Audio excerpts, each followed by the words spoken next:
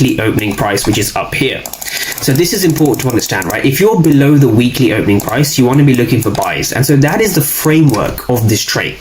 So I'm just going to get rid of the PO3 and keep the line. So that is the weekly opening price. I'm just going to label that. So weekly opening price. And so when you have the weekly opening price, you want to use it as a potential guide for the markets, right? So we have the previous day high and we have the weekly opening price. That is what we're looking for. And also we want to see price entering inside of our POI. So notice how we have a couple of targets. We have basically this red line and this red line, right? So we have the weekly opening price and the previous day high. So what we're looking for now is we're looking for the market to open. And so we want to see price tapping into our POI. This is very important to understand, right?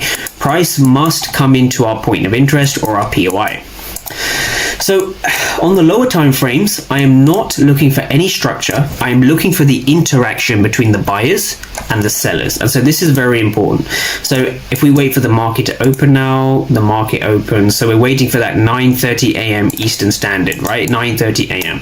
And so this is what we're looking for. So without even going to the ATAS platform and reading the order flow, right? What we can understand is we want to see something like this.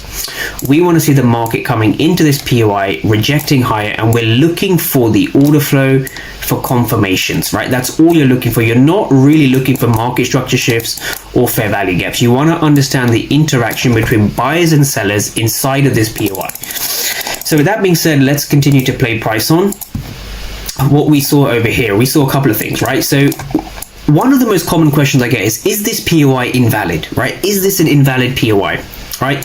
The reason people ask me that question is because we have seen price break below. So is this a valid POI, right? Stop and ask yourself. So one thing